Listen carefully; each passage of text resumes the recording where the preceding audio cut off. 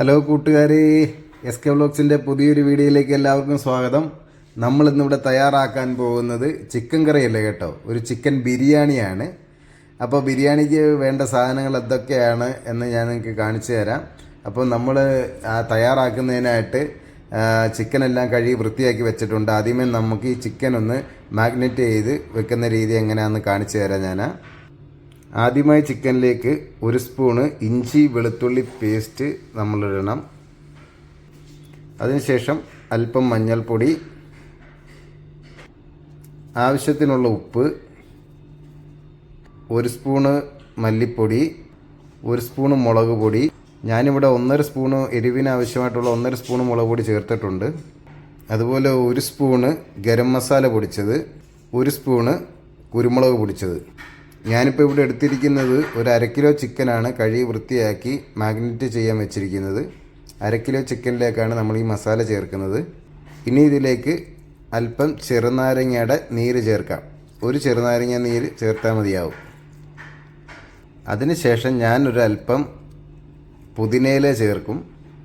ആവശ്യമുള്ളവർക്ക് ചേർത്താൽ മതി, ഇല്ലാത്തവർക്ക് ചേർക്കണ്ട. എന്നിട്ട് ഇത് നന്നായിട്ടൊന്ന് മിക്സ് ചെയ്യുക. ശകലം 1 ടേബിൾ സ്പൂണ് വെളിച്ചെണ്ണയും കൂടെ നമുക്കിതിനകത്ത് ചേർത്ത് കൊടുക്കാം. എന്നിട്ടിത് നന്നായിട്ട് മിക്സ് ചെയ്യാം നമുക്ക്. അപ്പോൾ നന്നായിട്ട് നമ്മളിവിടെ മിക്സ് ചെയ്ത് വെച്ചിട്ടുണ്ട്. എന്നിട്ട് ഇതിനെ എടുത്ത് നമുക്ക് ഫ്രീസറിലോട്ട് വെക്കാം. അല്പസമയം 1 മണിക്കൂറോളം നമുക്കിത് ഫ്രീസറിൽ വെച്ചേക്കാം, ഒന്ന് റെസ്റ്റ് ചെയ്യാൻ വേണ്ടിയിട്ട്. മസാലയൊക്കെ ചൊവ്വന് നന്നായിട്ട് ഈ ചിക്കനിലൊന്ന് പിടിക്കാൻ വേണ്ടിയിട്ട്. എന്നിട്ട് നമുക്കൊരു പാൻ അടുപ്പിലോട്ട് വെച്ചിട്ട് അതിലേക്ക് ആവശ്യമായിട്ടുള്ള എണ്ണ ഒഴിച്ചു കൊടുക്കാം. നമുക്ക് കുറച്ച് പരിപാടിയും കൂടെ ഉണ്ട്, അതിന് വേണ്ടിയിട്ടാണ്. ആവശ്യത്തിനുള്ള സൺഫ്ലവറിൻ്റെ ഓയിലാണ് നമ്മളിപ്പോൾ ഒഴിച്ചേക്കുന്നത്. ഇതൊന്ന് ചൂടായി വരട്ടെ. അപ്പോൾ നമ്മുടെ എണ്ണ ചൂടായി വന്നിട്ടുണ്ട്. അതിലേക്ക് ആവശ്യത്തിനുള്ള ഉണക്കമുന്തിരി ചേർത്ത് കൊടുക്കാം. അതിൻ്റെ കൂടെ തന്നെ ആവശ്യത്തിനുള്ള അണ്ടിപ്പരിപ്പും കൂടി നമുക്ക് ചേർത്ത് കൊടുക്കാം. എന്നിട്ട് നന്നായിട്ട് ഇതൊന്ന് റോസ്റ്റ് ചെയ്തെടുക്കാം. ഇപ്പോൾ റോസ്റ്റായി വന്നിട്ടുണ്ട്. നമുക്കിത് കോരി വേറൊരു പാത്രത്തിലേക്ക് മാറ്റാം. അതിനുശേഷം ഇതേ എണ്ണയിലോട്ട് ആവശ്യത്തിനുള്ള സവാള നമുക്ക് വറുത്തെടുക്കാൻ വേണ്ടിയിട്ടാണ്.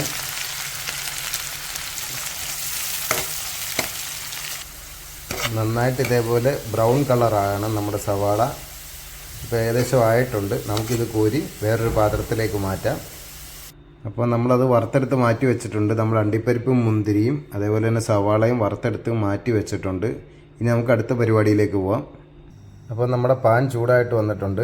അതിലേക്ക് നമ്മൾ നേരത്തെ അണ്ടിപ്പരിപ്പും മുന്തിരിങ്ങയും അതേപോലെ തന്നെ ഉള്ളിയും മൂപ്പിച്ചെടുത്തിട്ടുള്ള എണ്ണ തന്നെ ഒഴിച്ചു കൊടുക്കാം. കൂട്ടത്തിലൊരല്പം വെളിച്ചെണ്ണയും കൂടെ നമുക്ക് ചേർക്കാം. ഇനി ഇതിലേക്ക് നമുക്ക് വൈനയില ഇട്ട് കൊടുക്കാം. അതേപോലെ തന്നെ കറുകപ്പട്ട, സ്റ്റാർ, ഗ്രാമ്പൂ ഇവയെല്ലാം കൂടെ നന്നായിട്ടൊന്ന് മൂക്കട്ടിനി. അപ്പോൾ എല്ലാം മൂത്ത് വന്നിട്ടുണ്ട്. ഇനി അതിലേക്ക് ഇഞ്ചി വെളുത്തുള്ളി പേസ്റ്റ് ചേർത്ത് കൊടുക്കാം. നന്നായിട്ടൊന്ന് മിക്സ് ചെയ്ത് കൊടുക്കുക. ഇനി ഇതിലേക്ക് അരിഞ്ഞു വെച്ചിട്ടുള്ള പച്ചമുളക് ചേർക്കാം. നന്നായിട്ടൊന്ന് മിക്സ് ചെയ്യുക. അതിനുശേഷം ഇതിലേക്ക് നമ്മളെടുത്ത് വെച്ചിട്ടുള്ള സവാള ചേർക്കാം. ഞാനിവിടെ ഒരു 5 മീഡിയം സൈസ് സവാളയാണ് കറിക്കായിട്ട് എടുക്കുന്നത്. എന്നിട്ട് ഇത് നന്നായിട്ടൊന്ന് വഴറ്റിയെടുക്കാം.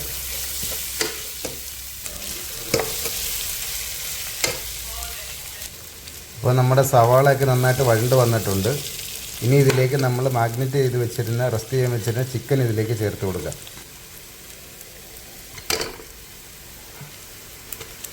നമ്മൾ അഡീഷണലായിട്ട് മസാലയൊന്നും വേറെ ചെയ്യുന്നില്ല ഇതിനകത്ത്. മുളക് പൊടി മല്ലിപ്പൊടിയും ഓൾറെഡി നമ്മൾ ചിക്കനെ ചെയ്തിട്ടുള്ളത് കൊണ്ട് വേറെ അഡീഷണലായിട്ടൊന്നും മസാലയൊന്നും മൂപ്പിച്ച് ചേർക്കുന്നില്ല. ആ മാഗ്നേറ്റ് ചെയ്ത് വെച്ചിരുന്ന ആ ചിക്കൻ മാത്രമാണ് നമ്മളിതിലേക്ക് ചേർക്കുന്നത്. അതിനുശേഷം ഇത് നന്നായിട്ടൊന്ന് മിക്സ് ചെയ്ത് കൊടുക്കാം. അപ്പോൾ ചിക്കൻ നമ്മൾ മിക്സ് ചെയ്ത് വെച്ചിട്ടുണ്ട്. മസാലയൊക്കെ നന്നായിട്ട് പിടിച്ചിട്ടുണ്ട്. ഇതിലേക്ക് ആവശ്യത്തിനുള്ള വെള്ളം ചേർത്ത് കൊടുക്കുക. അത് ഞാനിവിടെ പ്രത്യേകം പാത്രത്തിൽ വെള്ളം ചൂടാക്കാൻ വെച്ചിട്ടുണ്ട്. ചൂടുവെള്ളമാണ് ഒഴിക്കുന്നത്. അപ്പോൾ അപ്പോൾ ചൂടുവെള്ളം ഒഴിച്ചിട്ടുണ്ട്. ഇനി ഇതൊരു അടച്ച് വെച്ച് നമുക്കൊരു 20 മിനിറ്റ് വേവിച്ചെടുക്കാം. അപ്പോൾ ബിരിയാണിക്ക് ആവശ്യമായിട്ടുള്ള അരി നമ്മളിവിടെ അരമണിക്കൂറോളം കുതിർത്ത് വെച്ച് മാറ്റി വെച്ചിട്ടുണ്ട്. അതിനുശേഷം വേറൊരടുപ്പിൽ നമ്മളൊരു പാത്രം വെച്ച് ആ വെള്ളം ചൂടാകുന്നത് വരെ വെയിറ്റ് ചെയ്യുക. ഈ വെള്ളത്തിനകത്തേക്ക് ഇനി നമുക്ക് ചേർക്കേണ്ട സാധനങ്ങളുണ്ട്, അത് ഞാൻ കാണിച്ചു തരാം.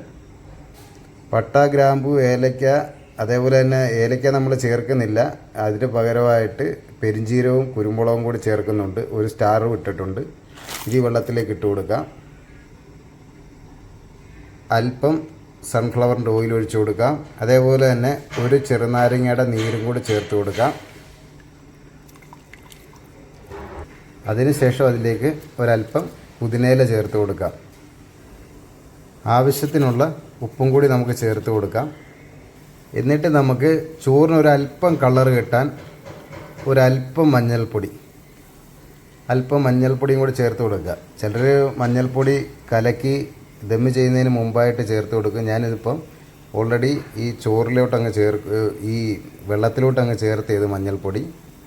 അപ്പോൾ നമ്മുടെ വെള്ളം നന്നായിട്ട് തിളച്ച് വന്നിട്ടുണ്ട്. അതിലേക്ക് നമ്മൾ കഴുകി വാരി വെച്ചിരിക്കുന്ന കുതിർത്ത് വെച്ചിട്ടുള്ള അരി ചേർത്ത് കൊടുക്കുക. ശേഷം നന്നായിട്ടൊന്ന് മിക്സ് ചെയ്ത് കൊടുക്കുക. എന്നിട്ട് ഈ അരി ഒന്ന് വേകുന്നിടം വരെ നമുക്ക് വെയിറ്റ് ചെയ്യാം. അപ്പോൾ നമ്മുടെ ചോറ് ഏകദേശം പാതി വെന്തിട്ടുണ്ട്. ഇനി ഇതിലേക്ക് എൻ്റെ സ്പെഷ്യലായിട്ടുള്ള ഒരു ബിരിയാണി മസാല തയ്യാറാക്കി വെച്ചിട്ടുണ്ട് ഞാൻ.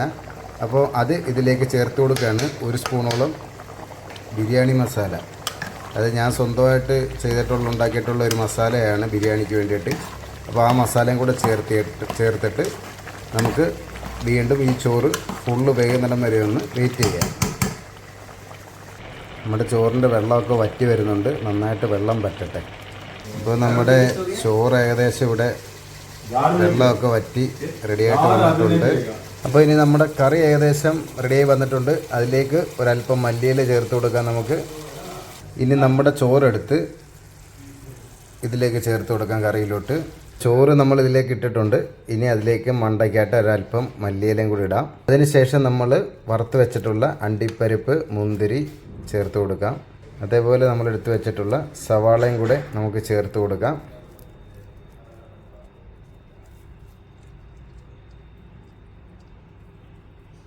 ശേഷം 1 സ്പൂണ് നെയ്യും കൂടി മുകളിലായിട്ട് ചേർത്ത് കൊടുക്കാം.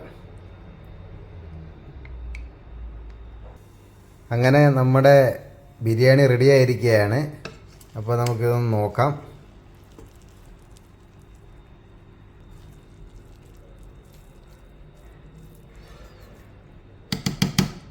അപ്പോൾ നമ്മുടെ ചിക്കൻ ബിരിയാണി ഇവിടെ റെഡി ആയിരിക്കുകയാണ്. എൻ്റെ ഈ വീഡിയോ ഇഷ്ടപ്പെട്ട് കഴിഞ്ഞാൽ എല്ലാവരും ഒന്ന് ലൈക്ക് ചെയ്യണം, കമൻറ്റ് ചെയ്യണം. അടുത്ത വീഡിയോയിൽ വരുന്നിടം വരെ ബൈ ബൈ.